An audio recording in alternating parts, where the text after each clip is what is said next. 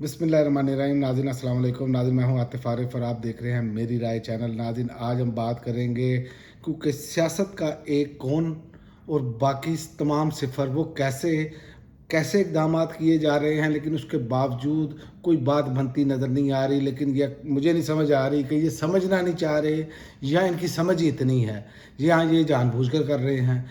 इस पर मैं आपको बताता हूँ ये कैसे जानबूझकर ये कर रहे हैं। पीटीआई का पार्लियामेंट की कौमी सलामती कमेटी के इजलास में शिरकत का फैसला। ये अब जो मेन स्ट्रीम मीडिया पे खबर है मौजूद है चल रही है, बैरिस्टर गौहर ने इजलास में शिरकत की भरपूर हिमायत की। जुनैद अकबर का कहना था कि बानी से मुशावरत के बाद फैसला किया जाएगा, ठीक है। और दूसरा, तर्जमान जो हैं उन्होंने कह दिया है इंसदाद दहशत गर्दी ऑपरेशन को अवामी हिमायत हासिल नहीं तो पीटीआई भी हामी नहीं। मुल्क में सिविल मार्शल है, बंदूक से तमाम मसाइल हल नहीं होते। शेख वक्कास अकरम की प्रेस कॉन्फ्रेंस, और उन्होंने प्रेस कॉन्फ्रेंस करते हुए कहा आज की हुकूमत में जुल्म के खिलाफ उठने वाली आवाज़ों को दबाया जा रहा है। आज अवाम हुकूमत की फसाइयत का शिकार है, हमने मजलूम की आवाज़ बनना है। उन्होंने कहा आज हमारा कायद जैली मुकदमात में जेल में है, 590 दिनों से कैद है। क्या आज पाकिस्तान कायद आज़म का पाकिस्तान है? क्या कायद आज़म ने पाकिस्तान इसलिए बनाया था कि ज़ाती इज़हार राय ना हो?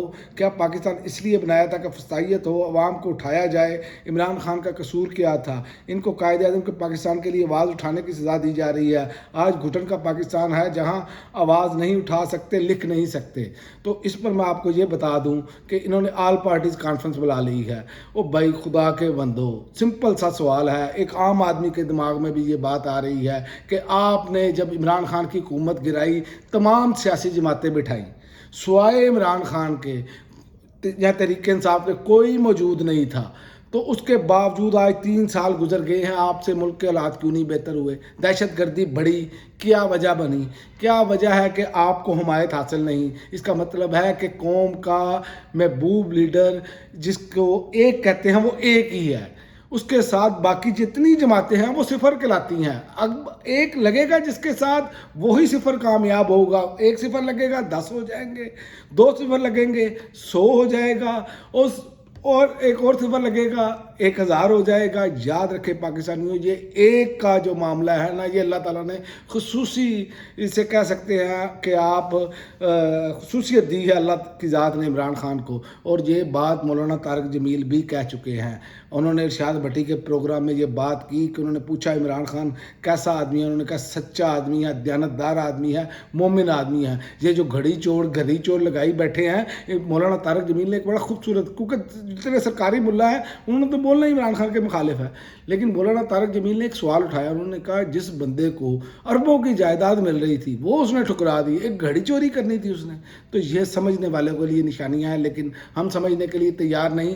लिहाजा मैं आपको बता दूं इमरान खान के बगैर ये एपीसी भी नाकाम है, क्योंकि कौम किसके साथ खड़ी है? इमरान खान के साथ खड़ी है। आप बाहर की क़यादत को जितना मर्जी दबाव में लाकर अंदर बिठा ले। अब यही फैसला किया गया है कि इन कैमरा पार्लियामेंट का इजलास होगा तो उसमें किया जाएगा सब कुछ। याद रखें ये इन कैमरा आपने हुकूमत भी बिठाई है या आपने फॉर्म 47 जारी करके बिठाई है, लेकिन उसके बावजूद आप देख लें कि क्या कारकर्दगी है, माइनस, सिफर भी नहीं माइनस कारकर्दगी है, और अवाम रुल चुके हैं, लेकिन ये सोचने के लिए तैयार नहीं। और दूसरा, सरकारी मुलाजमिन भी हो जाए तैयार, उनकी तनख्वाहें बढ़ाने का कोई जो है ना ज़ेरे गौर नहीं है। ये वज़ीर ख़जाना ने बता दिया है। उन्होंने कहा आइंदा बजट में मुलाजमिन की तनख्वाहें पेंशन बढ़ाने की तजवीज़ ज़ेरे गौर नहीं है, क्योंकि वो अपने बढ़ाएं या अपने पार्लियामेंटेरियन की बढ़ाए या इनकी बढ़ाए। क्या मज़दूर आदमी के लिए थोड़ी वो आए हैं? उनको कोई गरीब आदमी, उनको मज़दूरों ने थोड़ी लाया है, इनको तो बाकायदा इंस्टॉल किया गया है। कैसे किया गया है ये पूरी कौम जानती है।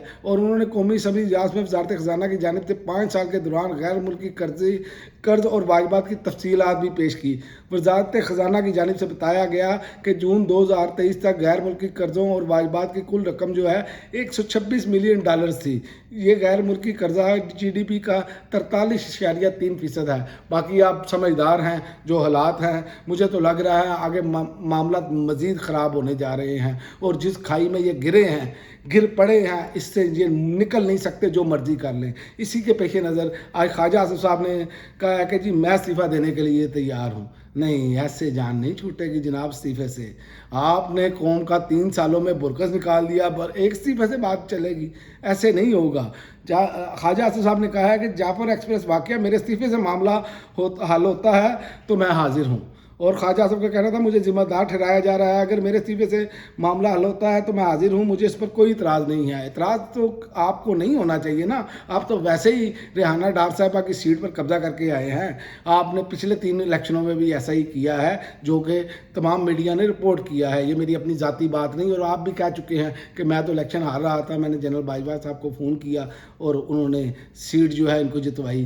तो जब तक अवामी नुमाइंदा जिस पर अवाम को इत्मीनान नहीं, और इस टाइम जो इत्मीनान है अवाम को वो इमरान खान पर है, तो जब तक ये नहीं सोचते, याद रखें ये कुछ भी कर लें, ये कुछ भी कर ले, जितने मर्जी बड़े दावे कर ले, जितनी मर्जी आलमी कुव्वतें इनकी जो है ना वो इमदाद कर लें, ये मुल्क जो है आगे नहीं बढ़ सकता। 3 साल में हमने देख लिया है, लिहाजा एक ही बात है, आखिरकार अडयाला जेल जाना होगा। अब तक के लिए नाज़रीन इतना ही, अगली वीडियो तक इजाज़त दें, अल्लाह हाफ़िज़।